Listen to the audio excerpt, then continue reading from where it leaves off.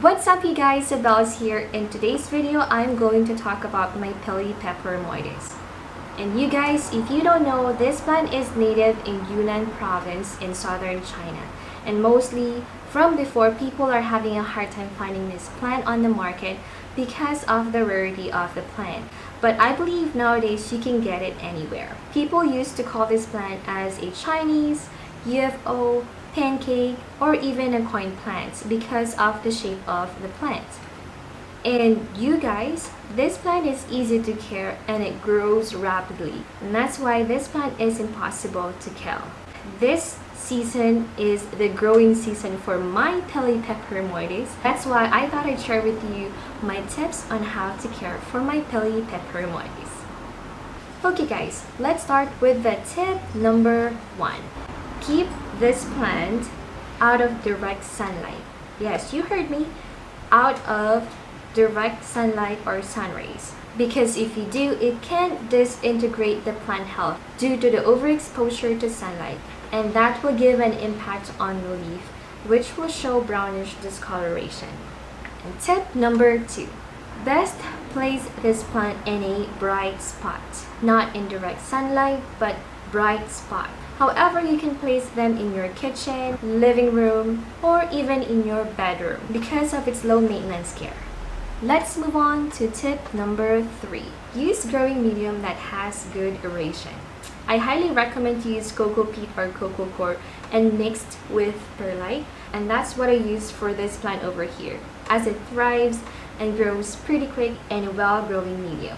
My tip number 4.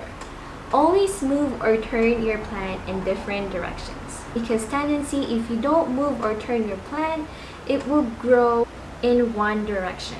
And if you guys want to attain to have a bushy and proportioned leaves like this, I highly suggest to turn your plant once in a while so you can get a fuller leaves like this instead of this part. For my number 5 tip on how I look after this plant, always take advantage to feed your plant, especially in a growing season like this time, because you know micronutrients are very important in the journey of your plants to avoid nutrient deficiency for your plants, which I had an experience with that with my Raphidophora tetrasperma. I actually didn't use any fertilizer last year, and I highly suggest if you are using cocoa peat, make sure to always feed your plant. You can get any plant food or fertilizer. Mine, I've used Miracle-Gro, which it helps for quite some time, but I like the one that I'm using now, which is the Gringo Rasta Funky Bloom. And I've started using this fertilizer since May 1st, and what's now? We're in the second week of June. And you guys, I've noticed a lot of differences from using the Miracle-Gro compared to the Gringo Rasta. So I highly suggest for this season, take advantage to feed your plant to get a bigger and fuller leaves. Okay guys, I just want to share you the close-up of my Pileapeperomoides. And as you guys can tell from the side, it's really bushy and it's proportioned to the side, and I've gotten a lot of babies here on the bottom. I'm gonna move it closely so you guys can see, and I've seen some spike of growth in here as well. But if I turn it over on the side, so this is the fuller one, and this doesn't have, because I've forgotten to turn it. And if you guys can tell, the direction is turning to the side, mainly because I turned this plant on this side. So now that I'm getting a good source of light, I try to place it on this side to have it proportioned. And I also place a stand just to have it, you know, straighten up a little bit, because if you guys can see the stem here, it's pretty straight, but when it comes to the top part, it's not. So I guess this stand here helps a little bit, just to, you know, not bending towards in one direction.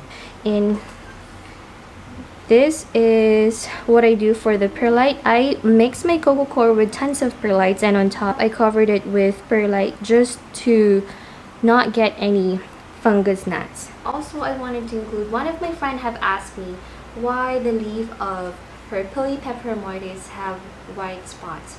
Not to worry, because this is not infectious and it's typically caused by an excessive moisture. So I suggest do not water your plants every single day. You can always water them at least twice a week, or if you prefer, at least twice in 2 weeks. And if you are using coco coir like I do, I normally water this plant at least 3 times a week because I notice it dries up easily. And this plant is also suitable for planting in terrariums. They grow fast and may grow bloom, but it's not as big as you are expecting because of course it's in a terrarium. Or maybe it depends on how big the terrariums you will be using. And if you are struggling for this plant, you can always dig it out from the soil and you can propagate in the water or straight from the soil. And if you are not comfortable, like I said, you can always grow this one in the water. So you guys, that's all for the tips on how I care for my Pileapeperomoides. If you have any questions, please don't hesitate to comment down below and I will answer your questions to the best of my knowledge. And if you care for this plant in a different way, you can share how you care for this plant. Until then, please don't forget to subscribe to my channel and don't forget to follow me on my Instagram page, Abel's Plant, and I will see you soon on my next video. Bye!